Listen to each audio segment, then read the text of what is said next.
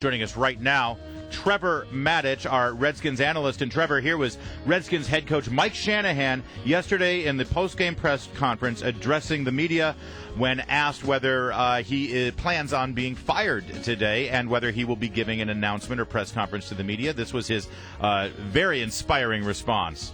Well, like I said, hopefully I will get to talk to you guys. If I don't get to talk to you as a group, I'll talk to you individually. That's why, I've told you guys I'd talk to you, so hopefully we can do that. But, I'll talk about that more tomorrow. Trevor Matich, is that a dead man walking? Well, yeah, not really even walking. He's, he's pretty much 6 feet under at this point from a figurative standpoint. There's just no way in the world he'll be sticking around. And is it solely Dan Snyder's decision? I mean, if Snyder was open to him returning next year, would Shanahan even stick around? Yeah, no, I think Shanahan wants to stay because, think about this. He won 2 consecutive Super Bowls. But since then, I think it's been about 14 years, right? He has won one playoff game between Denver and the Redskins since he won those 2 Super Bowls. And he's leaving the Redskins with one of the worst records and one of the worst 4-year stretches, really, in franchise history. With a ton of talent. I mean, is this side of the end of Shanahan's career? Will anyone hire him? Well, I think it's going to be hard. And plus, look at his reputation. There were people that thought that he was a borderline Hall of Famer having won 2 consecutive Super Bowls. There's not a whole lot of coaches that have done that.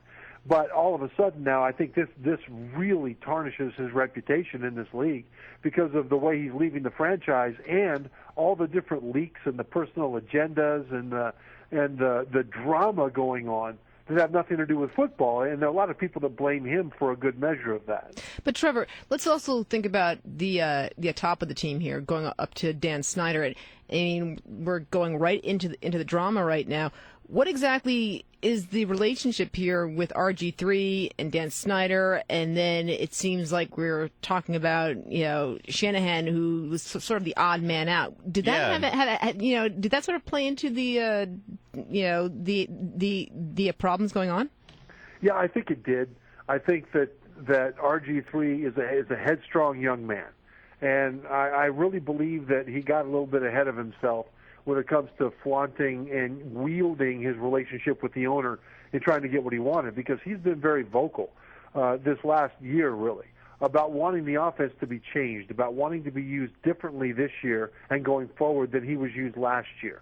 And so I think that's part of the problem with this team, is that all of a sudden there were key figures in the team, the head coach and the quarterback and the offensive coordinator, frankly, Kyle Shanahan, that were pulling the cart in different directions based on what their personal agenda was. And when you're winning, you can smooth those things over. But when you're losing, those things turn into gigantic, oozing sores that you really can't get around. And that's one of the problems with this team this year. It's not the only problem, but it's one of them. Well, and Trevor Matich, a lot of people are going to turn the focus back to RG3 and say, listen, he's partly to blame for all of this drama, and that may be true, but isn't it true that these days, circa 2013 in the NFL, a big part of a head coach's job, part of the description, is to deal with the drama of a big star? Well, and that's true. And the thing about RG3 is that ultimately, no matter how we got here, going forward, this franchise has got to build everything around him. Whatever coach they bring in to replace Shanahan has to be somebody that can basically nurture RG3 into the quarterback that his physical talent would allow him to be if it can be maximized. So we start there. When you look at how the roster is built, guys like receiver Santana Moss has been around for a long time, or guys like Brian Arakpo, linebacker who wants to be paid elite money. Really, decisions on guys like that need to be made with RG3 in mind as well. If you look at Santana Moss, let's say that he is one of the better receivers for next year.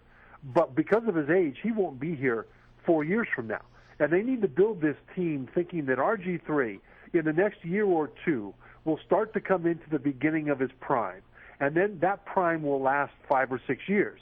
Well, they need receivers, defenders, offensive linemen that will, by and large, grow into their prime at the same time that RG3 grows into his prime. So altogether, they can make those Super Bowl runs when RG3 can be maximized. Now, you need veterans, you need youth, you need all that mix on the roster. But overall, You don't keep an older receiver on the team.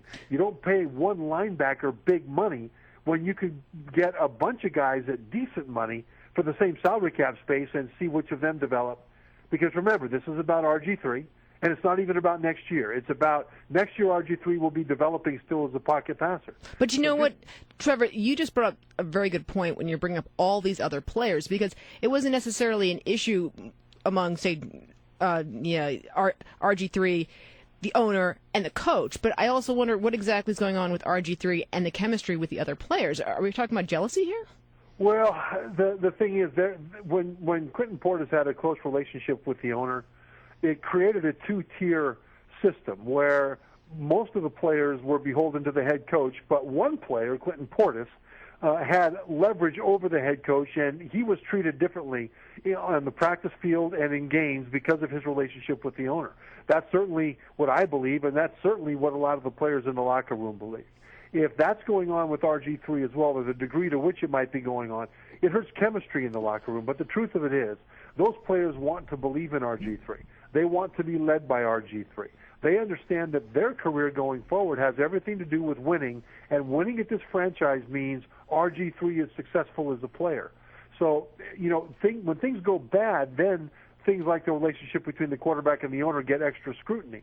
But, there are other owners. Bob Kraft of the Patriots has a good relationship with Tom Brady, their quarterback. But there is absolutely no question that Tom Brady has no extra leverage over the head coach because of his relationship with the owner, and that's really what needs to happen with the Redskins. All right, Trevor Matich, real fast. It's a done deal, you're saying. The 9 o'clock meeting is basically a formality. Shanahan is done as head coach. So who are the top prospects for the head coach job moving forward? You've got to think Dan Snyder's a good businessman. He's got to have somebody in mind already.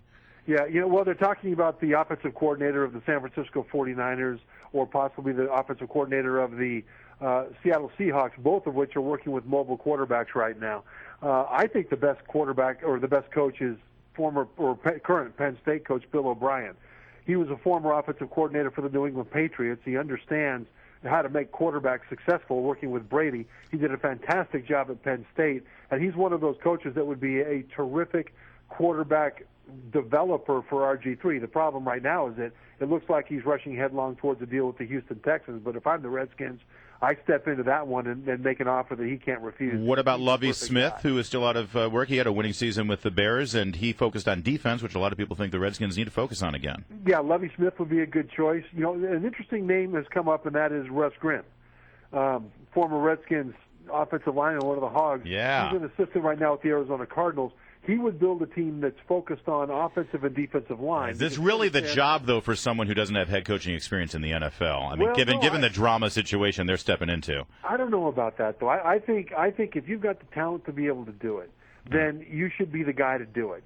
They tried to bring in Mike Shanahan with all of his. That's true, and that didn't help much, did it? All right, Trevor Matich. Bill Gibbs was never a head coach before he got here. It's always it's been a great season. Well, not for the Redskins certainly, but it's been great for us to have you as our analyst. Thank you for joining us all year long. Can't wait until summer training camp. Thank you. And just one last thing, really fast. I believe that this, even though it seems like the lowest point of all, I believe that this is the point we'll look back on as the turning point. I think the future actually looks good. There you go. A hopeful thought for Redskins fans leading into 2014. He almost predicted the Super Bowl next year. Did you hear that? Yeah.